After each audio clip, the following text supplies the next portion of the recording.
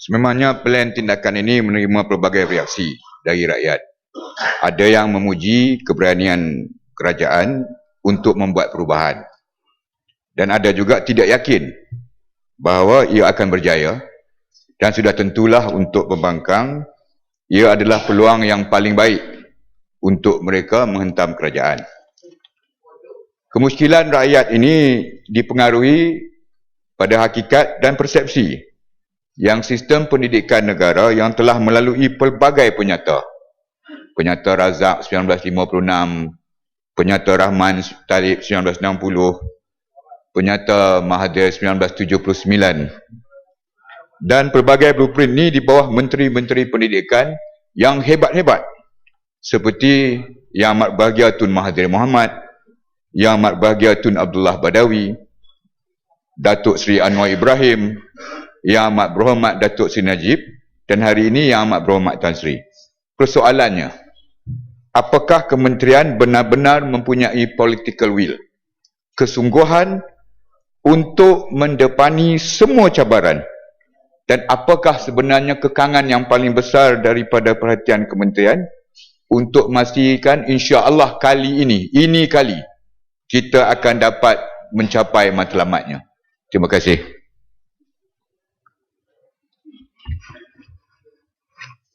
Terima kasih Yang Berhormat.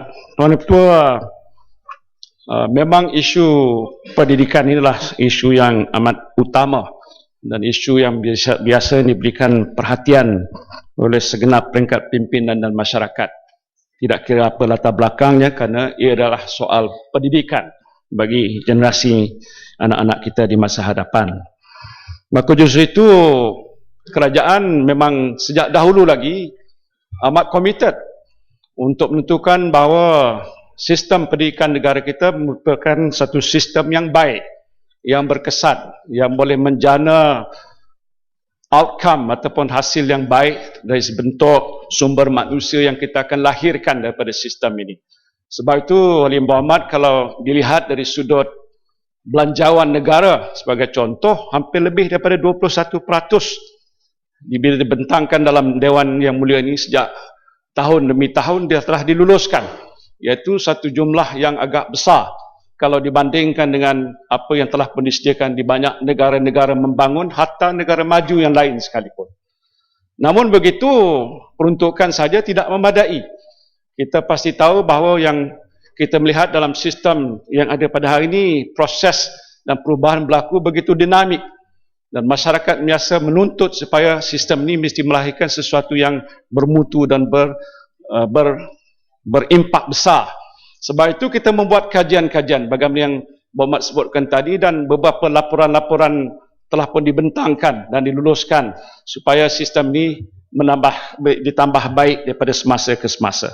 Sebab itu soal pertama, sama ada kerajaan mempunyai political will ini tidak berbangkit. Kalau tidak ada kesungguhan pimpinan dahulu dan sehari ini untuk memberikan perhatian pada soal pelajaran, tentu tidak akan kita bicarakan panjang lebar, peruntukan jumlah yang besar. Malahan kesungguhan kita untuk memberikan perhatian utama pada soal pendidikan dengan kita melaksanakan dasar sistem penambahbaikan yang dibuat sepanjang masa, Tuan Ketua. Dan oleh sebab itu, bila kita sampai ke tahap yang ada pada hari ini, saya sendiri berpendapat setelah berbincang dengan Perdana Menteri bahawa selepas sekian lama laporan-laporan yang disebutkan tadi dibentangkan, sudah sampai masanya kerajaan mengambil inisiatif menerusi kementerian saya untuk mengkaji semula seluruh perkara yang timbul dalam soal pendidikan. Kerana kami membuka mata dan telinga, pandangan-pandangan daripada semua peringkat masyarakat yang menyatakan ada perkara-perkara tertentu yang perlu diberikan perhatian, mesti ditambah baik. Kita tidak sampai tahap negara-negara maju dalam soal pendidikan. Ini kita akui. Sebab itu secara ikhlas saya nyatakan kita sediakan laporan itu. Dan laporan itu adalah jawapan kepada sebahagian besar isu-isu yang biasa kerap ditimbulkan, sama ada di dalam Dewan ataupun di luar Dewan mengenai soal-soal yang berkaitan dengan pendidikan. Cuma proses yang kita nak lihat berlaku dalam tempoh ini bukan boleh dilihat dalam tempoh yang singkat. Sebab itu dalam Pelan Pembangunan Pendidikan Malaysia kita mengambil masa 13 tahun Ada orang kata kenapa 13 tahun? Bukankah itu satu masa yang panjang? Memang masa itu agak lebih panjang daripada yang kita jangkakan. Tapi kita perlukan masa itu. Ada gelombang pertama, gelombang kedua, gelombang ketiga. Dan kalau ini semua dapat didokong oleh semua peringkat masyarakat, sama ada mereka yang berminat sebagai stakeholders dalam satu pendidikan ataupun ahli-ahli yang berhormat, apalagi pihak kerajaan, maka saya yakin kita boleh mencapai matlamat yang kita harapkan. Tuan Yang Ketua. Ibu Barat. Terima kasih Tan Sri Speaker. Sangat seronok Tan Sri mendengar macam-macam plan kerajaan. Dan di Dewan ini kita ada banyak pelajar-pelajar. Mereka mesti tahu semua rancangan kerajaan. Di antaranya plan pembangunan pendidikan dan sebagainya. Tapi seperti yang dikatakan oleh Timbalan Perdana Menteri, bahawa perlu ada political will. Dan mengatakan bahawa kerajaan ada political will. Tapi khususnya, Tan Sri betul, adalah dalam proses polisi-polisi yang dikenalkan. Nampaknya pihak-pihak stakeholders di mana yang telah dijanjikan oleh kerajaan tidak mendapat manfaat yang tertentu. Ini diakui oleh kerajaan sendiri. Tahun dulu, Tan Sri betul, di mana kerajaan telah mengatakan, dengan khususnya kepada masyarakat India, bahawa kita akan beri 1,500 kursi baru di matriculation. Dan selepas tu Hindraf yang dirajui oleh Senator Wetamuthi ada Memorandum of Understanding 75% meningkatkan ke penentu dari 1,500 ke 2,200. Tapi sampai sekarang, dan saya betul, dari tahun dulu perkara ini saya ada bangkitkan, di mana tidak mencapai hasrat kerajaan. Dan apakah sebab ini? Walaupun kita ada macam-macam polisi yang berhormat mengatakan ada inovasi, inisiatif, menunjukkan satu standing oleh kerajaan. Ini semua satu gambaran saja hanya diberi. Tetapi sebenarnya stakeholders itu tidak mendapat tempat-tempat tersebut. Dan kita lepas tu mengantar anak-anak kita ke universiti. Mismatch. Ada ribu-ribu anak-anak kita yang belajar di universiti, lepas mendapat pengajian tinggi, mendapat degree, lepas tu tidak ada kerja. Dan ini menunjuk, ini telah dibangkitkan di Dewan ini beberapa tahun di Dewan ini. Tapi apakah yang dibuat oleh kementerian supaya mengatasi masalah ini? Kita tidak ada graduan-graduan yang tidak ada kerja selepas mendapat pendidikan di universiti. Dan khususnya kepada masyarakat India yang dijanjikan oleh kerajaan sebelum pilihan raya, UMNO khususnya mengatakan bahawa ini semua ini iklan di surat khabar Tamil, dan saya betul katakan telah memberi tempat untuk anak-anak India mempelajari di matriculation, tetapi tidak dicapai. Jadi soalan ini adalah, adakah tindakan sekarang, berapa lama perlu supaya mengatasi masalah ini, di mana satu penipuan telah dibuat kepada masyarakat India dan juga anak-anak kita yang belajar di universiti yang tidak ada kerja. Terima kasih. Tuan Yang Ketua, kerajaan tak pernah tipu rakyat. Itu satu no political will. Tuduhan yang saya fikir agak melulu. Sebenarnya mungkin soal yang berhormat tadi mudah je, tapi dia berjela-jela sikit. Dia nak tahu sama ada komitmen yang telah dibuat oleh Perdana Menteri untuk kami di Kementerian Pelajaran memenuhi tuntutan supaya 1,500 tempat untuk pelajar India untuk masuk ke matrikulasi itu dipenuhi. Jawapannya ya, dipenuhi. Tahun lalu dipenuhi, tidak benar. Nanti Yang Berhormat, tahun ini pun yang dipertua kita penuhkan.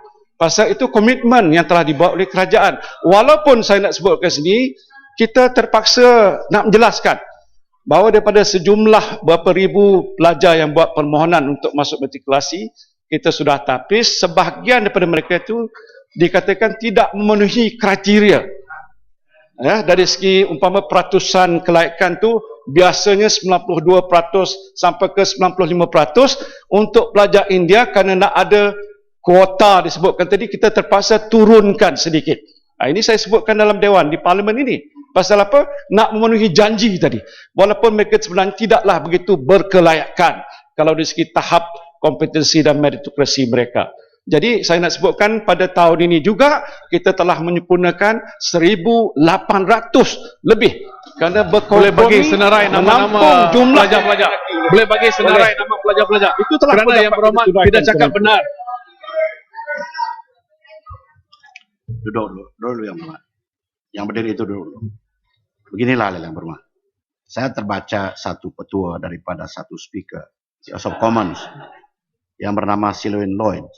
Dia kata, untuk mempengurusi mesyuarat begini saja. Kalau ada yang berhormat yang dipanggil, dikasih peluang. Lepas itu peluang itu dirusakkan. Lain kali pura-pura tidak nampak dia. Ibu Barat, I have not finished. I have not finished. Bukan, Please, yang sit down. berhormat pura halusi. Apa yang jawapan timbalan Perdana Ibu Menteri Barat, yang please, tidak I have menjawab not soalan finished. saya. Itu yang mustahil juga. Jangan. Kalau yang berhormat tidak duduk, saya It should suruh not be yang only berhormat one-sided. keluar. It should be both Yang way. berhormat, It cannot be only one way. yang berhormat, you repeat that again, I will ask you to go out. Karena ada yang berhormat, Public duty dan say. yang berhormat, I'm just doing public duty yang dan say. berhormat, duduk, yang berhormat. Bukan. Duduk, yang berhormat. Yang berhormat, patutkah perkataan menipu digunakan? Gombak, nanti dulu Gombak.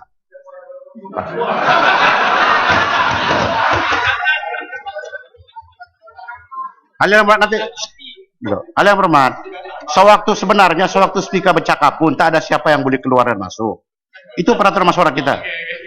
Perkataan-perkataan bodoh, perkataan menipu, perkataan itu semua adalah perkataan parliamentary yang menuduh. Tetapi oleh karena kita longgarkan, karena itu demokrasi yang kamu mau, tak apalah. Tapi jangan sama sekali rusakkan peraturan mesyuarat. Lain kali apabila Ibu Barat berdiri, kalau dia buat begitu sama saya pura-pura tidak nampak. Dan semua ini akan juga saya gunakan kepada yang berhormat. Tidak ada lain kalilah, ini kalilah. Tansi. Sila yang berhormat. Ya.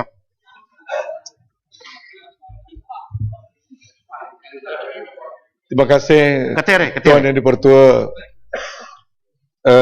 Kita ucapkan tahniah pada kerajaan kerana proaktif dan membuat persiapan ke arah penyediaan pelan strategik pendidikan negara. Dan saya percaya Yang Amat Berhormat tentu bersetuju jika saya katakan bidang pendidikan adalah antara kejayaan yang paling besar negara kita yang telah dapat membentuk generasi sekarang termasuk kita semua. Dalam Dewan ini juga lahir daripada sistem pendidikan negara. Walaupun tentulah tidak semua lahir dengan kualiti yang sama, dia ada yang defect, kadang-kadang lahir daripada sistem. Soalan saya ialah, dalam kita menggubal suatu plan strategik yang begini penting, penglibatan stakeholders yang cukup meluas adalah antara satu daripada kriteria yang sangat penting. Dan apakah rancangan kerajaan untuk memastikan proses ini akan berjalan secara komprehensif dan supaya ianya dapat mempertingkatkan lagi tahap pencapaian program transformasi kerajaan. Dan dalam konteks ini juga, adakah kerajaan bersedia untuk memasukkan aspek, melihat semula kepada aspek pembiayaan pengajian tinggi, terutamanya kaedah-kaedah pembiayaan PT-PTN, yang mana saya fikir masih terdapat ruang untuk kerajaan meringankan lagi bebanan para pelajar membiayai pinjaman yang mereka ambil. Terima kasih.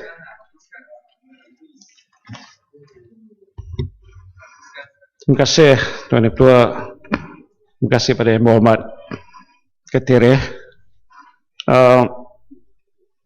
Dalam proses kita menambah baik sistem kita dan menyediakan plan, sama ada plan pembangunan pendidikan Malaysia daripada prasekolah ke sekolah menengah ataupun sampai ke pendidikan tinggi dengan plan strategik kita, proses ini dibuat menerusi pelbagai-bagai konsultasi dengan semua stakeholders disebutkan. Saya ambil contoh, sama ada di peringkat menengah ataupun di peringkat universiti, yang terkini lah waktu di peringkat Kementerian Pelajaran dahulu.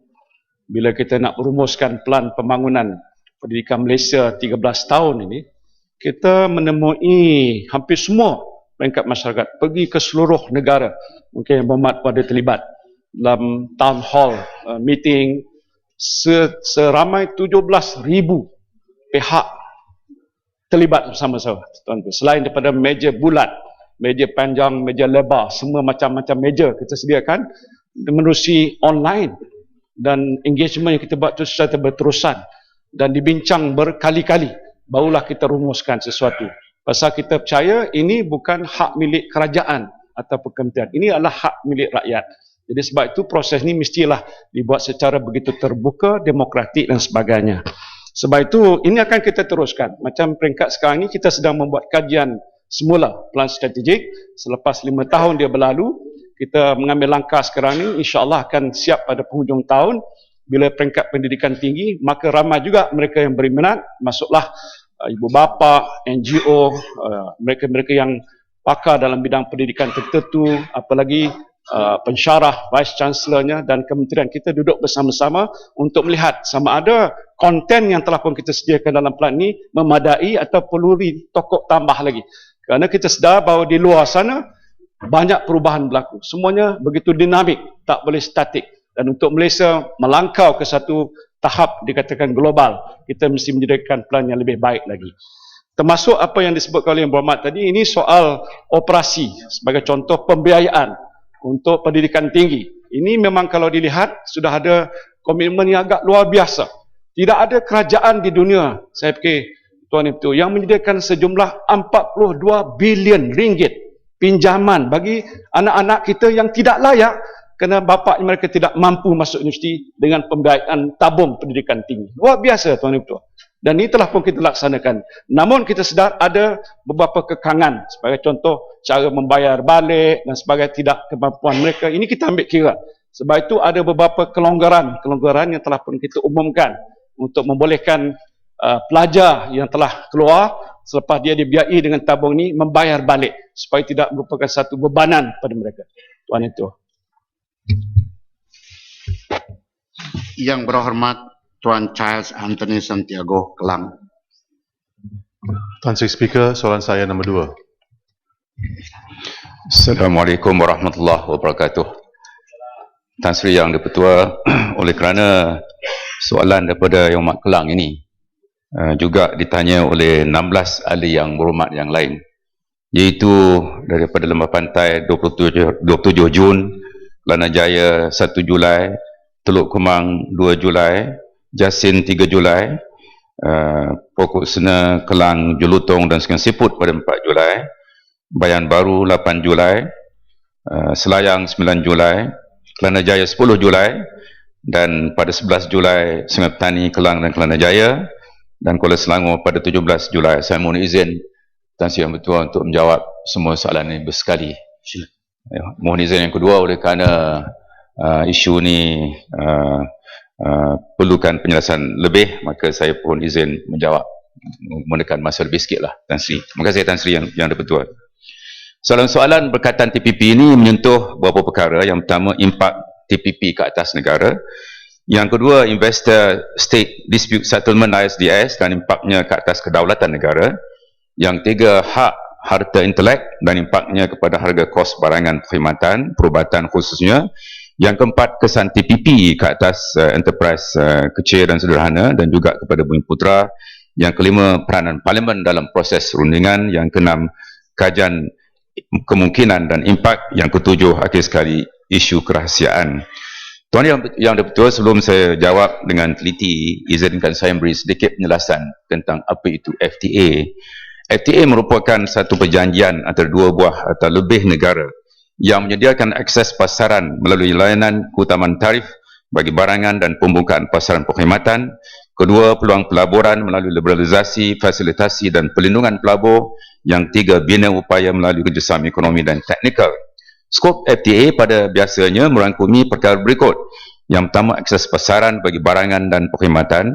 Yang kedua, mempermudahkan perdagangan melalui peraturan teknikal, sanitary dan phytosanitary dan kerjasama dalam custom.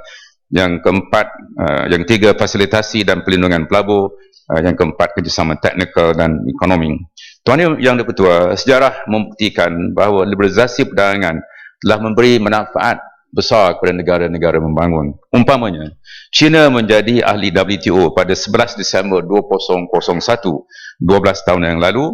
Selaras dengan proses ini, China telah mengurangkan tarif ke atas lebih 7,000 barangan, mengurangkan kuota dan juga halangan perdagangan lain. China telah menikmati kadar pertumbuhan yang amat pesat, paling pesat di dunia, antaranya sebab perdagangan bebas.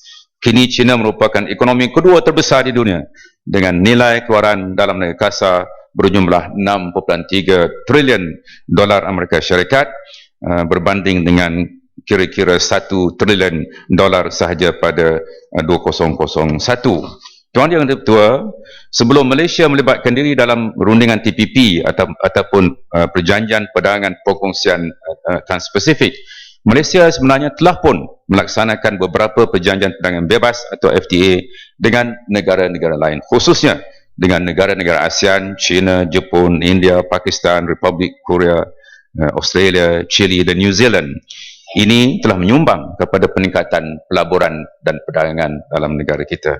TPP bukan sahaja akan membolehkan Malaysia terus memainkan peranan penting dalam proses integrasi ekonomi yang sedang berlaku dengan pesat di rantau Asia Pasifik, tapi juga membolehkan Malaysia untuk memperluaskan akses pasaran melalui layanan keutamaan tarif FTA yang akan merangkumi rakan dagang dan penting seperti Amerika Syarikat dan pasaran-pasaran seperti Kanada dan juga Meksiko. Tuan Yang di-Pertua, izinkan saya menggunakan kesempatan ini untuk memperbetulkan beberapa persepsi umum yang mengandaikan bahawa tidak terdapat konsultasi yang sewajarnya dalam proses perundingan ini.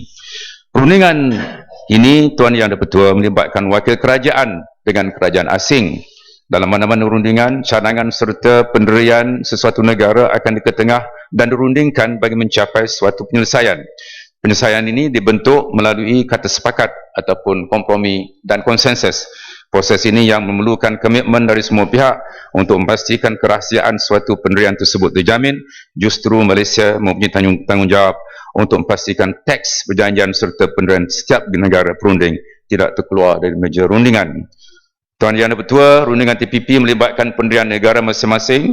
Oleh yang demikian, undang-undang kerahsiaan negara juga perlu dihormati selain dari confidentiality agreement yang telah ditangani.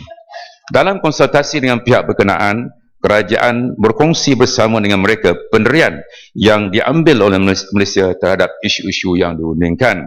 Antara badan-badan yang telah kami rundingi termasuklah Dewan-Dewan Perniagaan Melayu China India, Majlis Tindakan Ekonomi Melayu, Majlis AIDS Malaysia, National Cancer Society Malaysia, CAP, Consumer Association of Penang, Third World Network, Sahabat Alam Malaysia, parti-parti politik termasuk Barisan Nasional, Pakatan PKR, DAP dan PAS, Suhakam juga kami rundingi.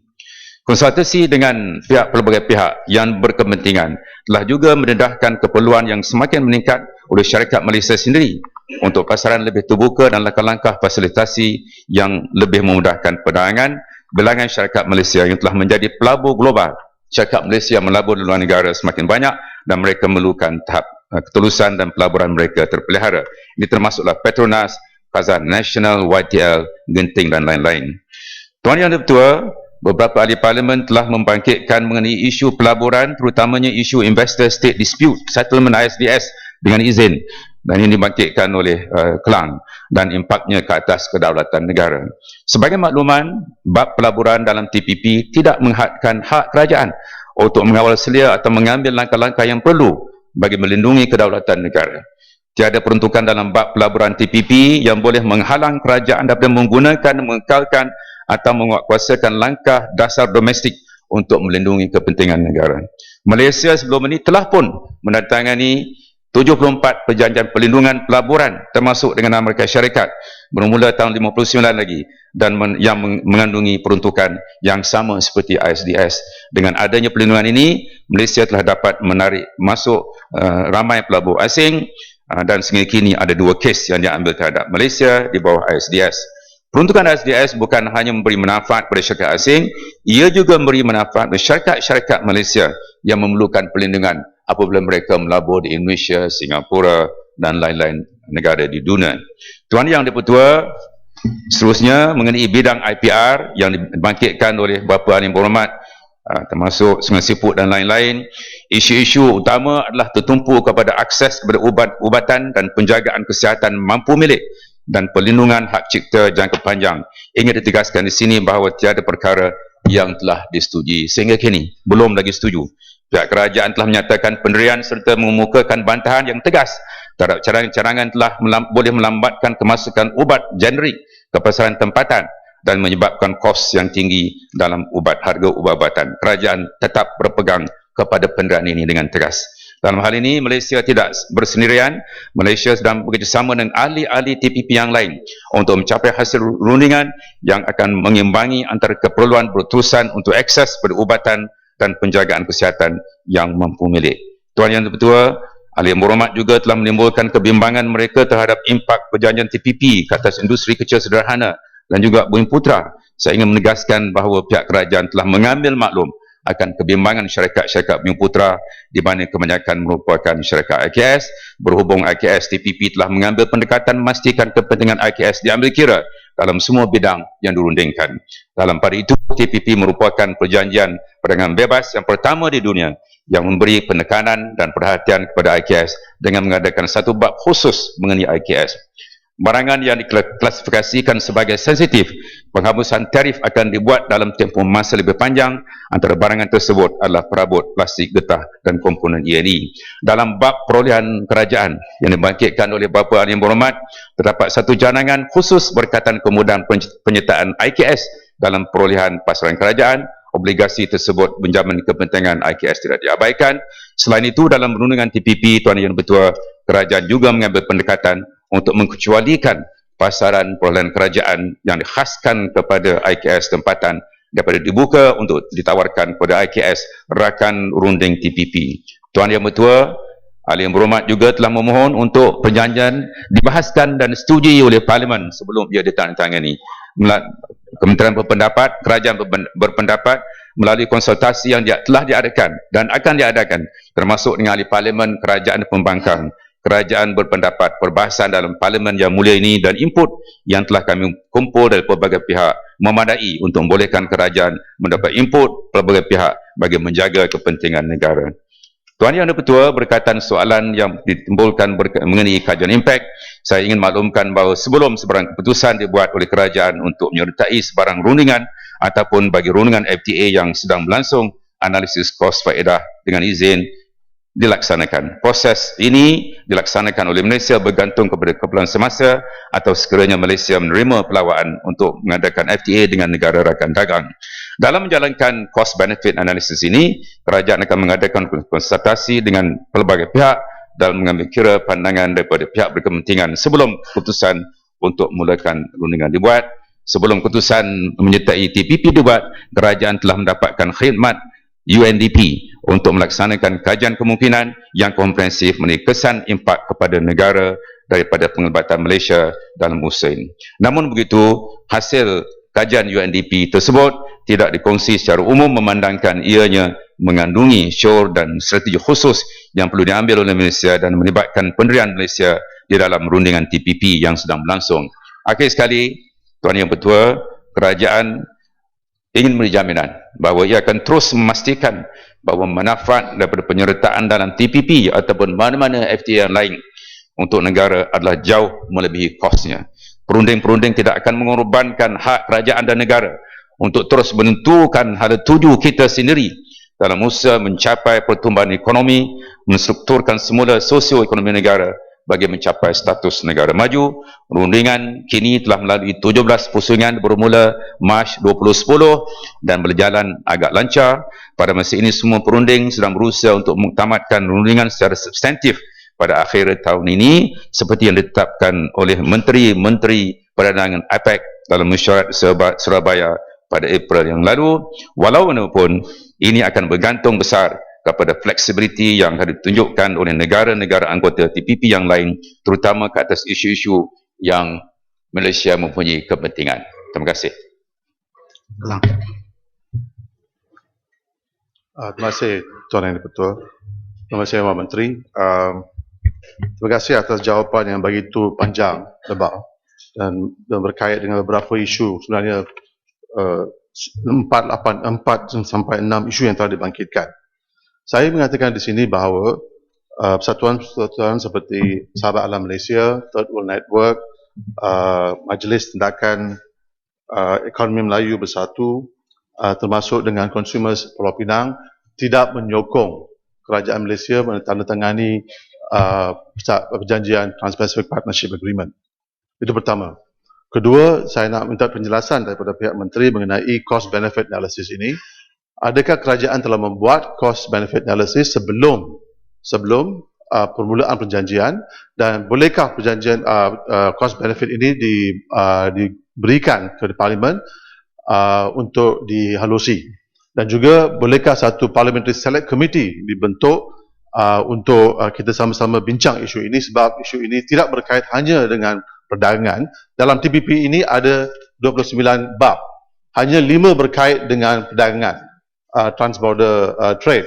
Yang lain semua itu adalah berkait dengan transparency, government procurement, intellectual property right dan sebagainya.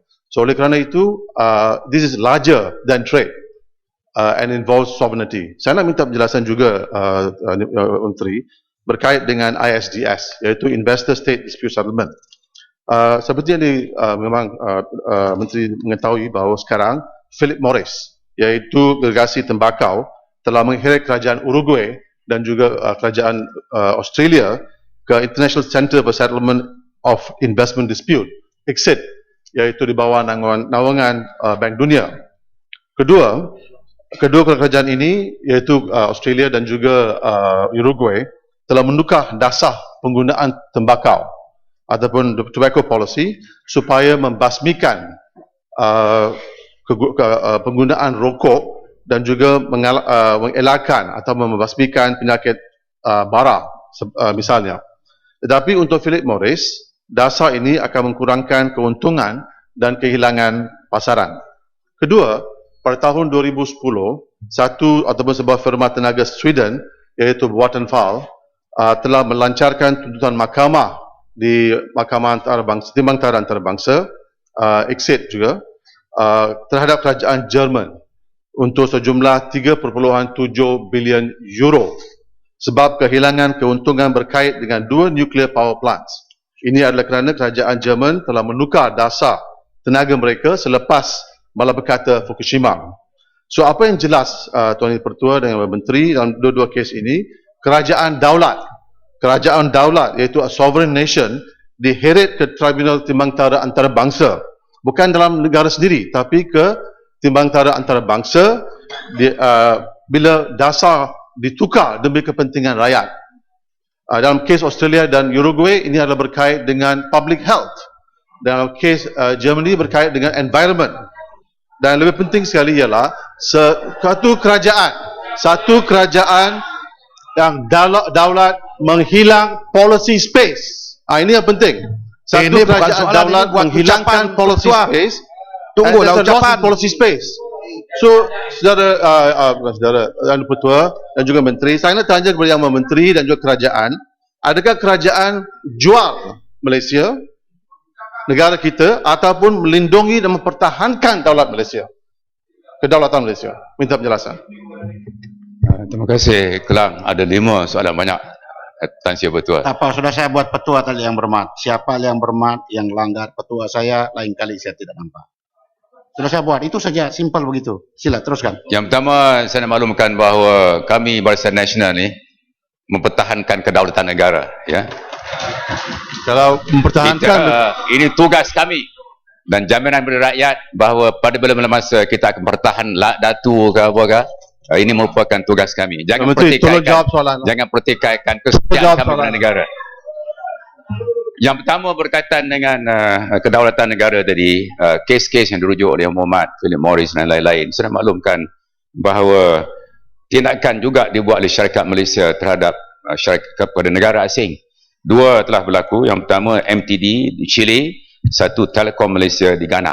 Jadi dalam apa juga kita ada two-way traffic lah, ya. Yang mananya bukan saja mereka boleh sue kita, kita juga syarikat kita berada di negara dan syarikat-syarikat kita berhak, dan ini telah dilakukan MTD di Chile dan Telekom di Ghana. Dan terhadap kita dua syarikat telah membuat tuntutan sue kerajaan Malaysia. Satu bernama Philip Griffin. Syarikat ini mereka menyatakan bahawa mereka rugi oleh kerana adanya currency control 1998. Kita impose currency control. Syarikat ini mendakwa bahawa oleh kerana ada currency control mereka rugi, maka mereka sue kerajaan Malaysia, tetapi perkara ini telah ditolak oleh mahkamah. Jadi saya maklumkan di sini bahawa ya betul syarikat luar boleh sue, tetapi syarikat Malaysia juga ada hak, ya. Jadi kita akan jaga apapun yang penting, kita akan jaga kepentingan negara kita. Itu yang kelima. Soalan yang keempat ialah betul FTA ataupun TPP ini adalah lebih daripada trade. Biasanya FTA ini terhad kepada isu-isu perdagangan dan pelaburan. Yang ini melibatkan government procurement, labor, IPR. Itu sebabnya ia rumit, dan saya menghargai pandangan Yang Hormat telah jumpa kami juga, dan Yang Hormat daripada Barisan Nasional Bank jumpa kami dan juga pembangkang. Terima kasih atas pandangan, dan pandangan Yang Hormat itu sebenarnya membantu kami untuk memastikan bahawa Malaysia mempertahankan kedudukan kita. Kerana skopnya kali ini, yang pertama, biasanya skopnya terhad, kali ini luas sekali. Dan bukan saja Yang Hormat, Third World Network, CAP dan lain-lain juga memberi pandangan. Mengenai CAP, Third World Network, betul mereka tak setuju. Dalam negara demokrasi, mustahil yang dapat 100 patut setuju. Kalau dapat, baguslah, ya. Tapi nak dapat 100%, bagi tahu saya, mana negara dapat 100%. Yang penting kita dapat majority support. Dan saya ingin tegaskan di sini bahawa kerajaan mendapat majority support dalam hal ini. Ada tak setuju? Saya tak pertikaikan. Yang Hormat pun tak setuju. Dah jumpa dengan kami tak setuju, kita tahu. Tetapi yang penting bagi kerajaan ialah faedahnya melebihi kos. Setiap yang kita lakukan ada kos, sudah pasti. Kita buat traffic light umpamanya, kosnya lambat berjalan, kereta kena berhenti, ya. Tapi faedahnya ada traffic light, kereta selamat, ya, dapat mengurangkan kecederaan ataupun kematian. Jadi setiap tindakan kita ambil ada baik ada buruknya, tidak dapat dipertikaikan. Tapi bagi kerajaan yang penting ialah yang baik itu jauh lebih banyak daripada yang buruk. Itu yang ketiga. Yang keempat, berkaitan dengan cost benefit analysis. Ini perkara yang dibangkitkan oleh pihak termasuk Lembah Pantai dan lain-lain. Kami sedang mengkaji kerana ada beberapa perkara yang perlu kita semak dengan lawyer, ya. Lawyer untuk memastikan bahawa dokumen yang kita dedahkan ini tidak menimbulkan masalah bagi kita dan negara lain, kerana ia melibatkan strategi kita untuk merunding. Jadi cadangan beberapa Yang Hormat untuk kita dedahkan perkara ini sedang kita kaji. Akhir sekali berkaitan dengan select committee, saya sebut dah jawapan saya rasa perbahasan dalam parlimen ini melalui soalan-soalan, perjumpaan ahli berhormat termasuk Barisan Nasional Pembangkang dengan kami sudah pun memadai untuk membolehkan kami menentukan pendirian terbaik untuk menjaga kepentingan negara kita. Terima kasih.